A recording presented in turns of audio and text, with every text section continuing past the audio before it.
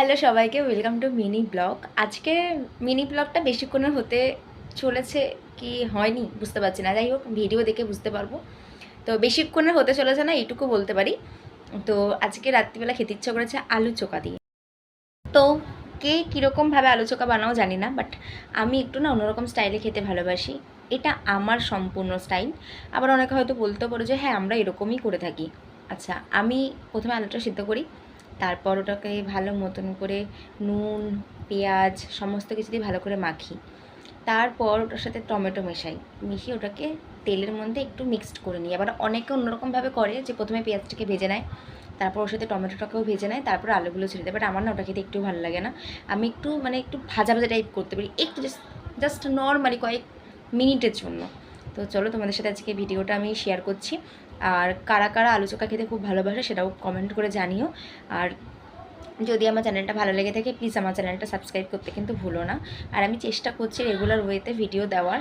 আমার না একটা প্রবলেম হয়ে গেছে, সেটা হচ্ছে আমার ফোনে না একদমই স্টোরেজ নেই, একদমই না। তো দাদাকে বলেছি একটা পেন ড্রাইভ এনে দিতে। আমার দাদা আমাকে সেই শনিবার থেকে ঘোরাচ্ছে, দেবো দেবো দেবো। আমার দাদা আমাকে আর পেন ড্রাইভ দিচ্ছে না। তো দেখা যাক, এর জন্য আজকে বাবার ফোন দিয়ে শ্যুট করতে হচ্ছে। আর বাবা তো সবসময় বাড়িতে থাকে না, যেহেতু কাজে যায়, এই জন্য বাবার ফোনটাও আমি অলওয়েজ পাচ্ছি না। তো তার জন্য আমি পাচ্ছি না ভিডিও দিতে। তো দেখা যাক কী হয়, তাও আমি চেষ্টা করব ভিডিও দেওয়ার। আর আমার ভিডিওগুলো কেমন লাগছে সেটাও কিন্তু তোমরা কমেন্ট করে জানিও।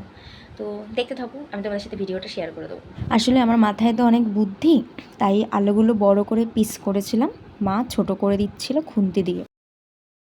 দেও না এইটুকানি, একটু দাও। নাক জ্বালা করলে কিছু বলতে পারবি না। অনেকের বাড়িতে সাদা তেলে রান্না হয়, আবার অনেকের বাড়িতে সর্ষের তেলে রান্না হয়। আমরা তেলটা অনেকটা পরিমাণে কমই খাই, এর জন্য আমাদের সাদা তেলে রান্না হয়। আর সর্ষের তেলটা কিছু কিছু জিনিসের জন্য, যেরকম আলু সিদ্ধ, মাংস যখন তেল দিয়ে ম্যারিনেট করে রাখে তার জন্য। এবার অনেকের ভাবনা আসতেই পারে যে এই আলু চোখার রেসিপিতে আমি এই কথাগুলো কেন বলছি। যেহেতু শনিবার দিনকার আমাদের বাড়িতে নিরামিষ রান্না করা হয়, তাই নিরামিষ রান্নার জন্য যদি সর্ষের তেল লাগে, তার জন্য আমার মা সর্ষের তেলটা এমন জায়গায় রাখে যাতে ছোঁয়া না লেগে যায়।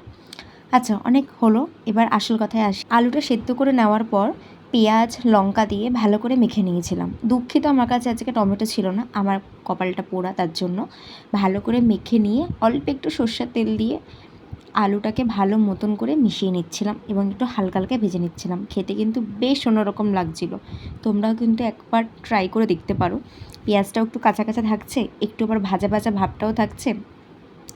ব্যাস, সব কিছু মিলিয়ে কিন্তু আজকে রাতের ডিনারটা আমার একদমই দারুণ ছিল।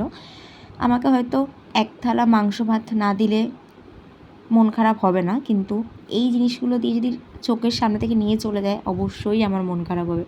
তো তোমরা কমেন্টে জানাতে পারো কারা কারা আমার মতন এরকম আলু সিদ্ধ খেতে খুব ভালোবাসো। আমি ভীষণ ভালোবাসি। আর এই রকম কাঁচা পেঁয়াজ দিয়ে আলু সিদ্ধ মাখা এমনিও যদি আমাকে দেয়, আমি মাংস ছেড়ে দিয়ে আমি এই জিনিসটাকে খেয়ে নেবো। কারণ এটার যে স্বাদ, সেটা কোনো কিছুর স্বাদের সাথে কম্প্রোমাইজ করা যায় না। তো আজকের মতন ভিডিওটি এখানেই শেষ করছি। দেখা হচ্ছে নতুন একটি ভিডিওতে। সবাই ভালো থাকবেন, সুস্থ থাকবেন। আমার চ্যানেলে নতুন হলে ভিডিওটি অবশ্যই লাইক করে সাবস্ক্রাইব করে দেবেন।